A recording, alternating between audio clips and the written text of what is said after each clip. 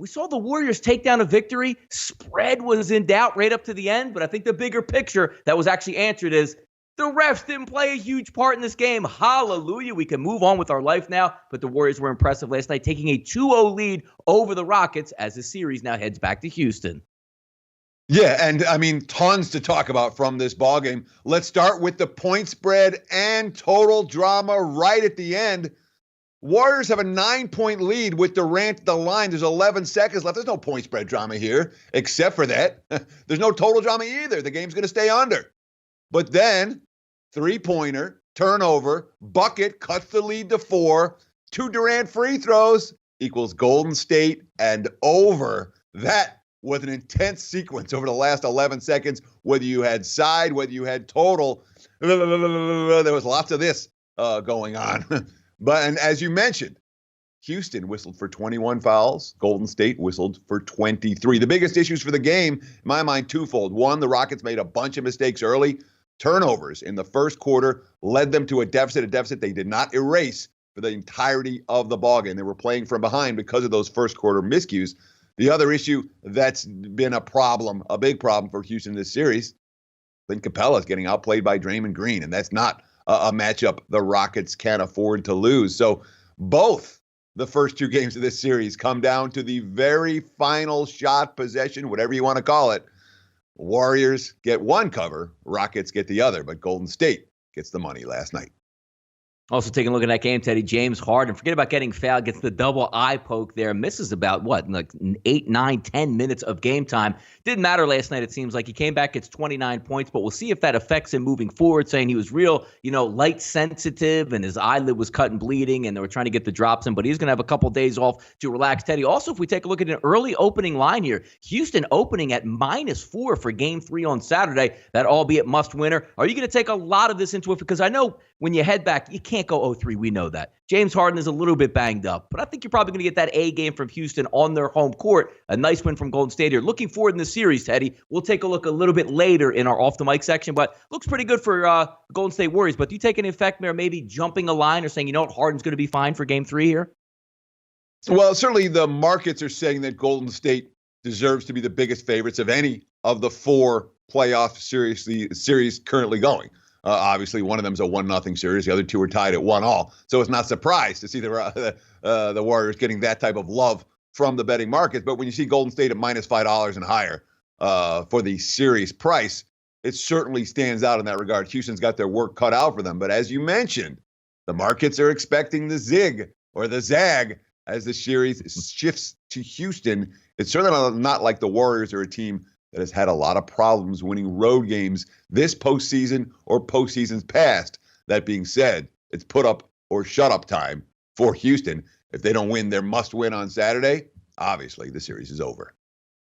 Putting up and shutting up, Teddy, zigging and zagging. That's exactly what he got in this Bucks series after an easy win by the Celtics in Game 1. They got their favorite return back to them with an easy Bucks winner in Game 2. But although you watch that first quarter, maybe if you're looking at your ticket going, man, I can't even believe they hung a +7.5. That's going to be free money again tonight. Not so fast. Huge third quarter by the Bucks last night. Really showed their merit being the number 1 overall team in the NBA record-wise. They're going to now head back to Boston. Giannis goes for 29 and 10 in that game. Middleton backs him up 7 of 10 from three-point range. Outside of that first quarter, the Bucks said, nope, we're the top seed. We're going to take control. That series also heads back 1-1 to Boston, Teddy. You're not kidding about a huge run. So I'm upstairs. The wife calls me, hey, dinner's ready. All right. I go wash my hands, go to the bathroom, go downstairs. When I leave upstairs with TV on there, it's a 4-point game. When I get downstairs with like a 20-point game, the game was over. 24-2 run in the third. It was garbage time.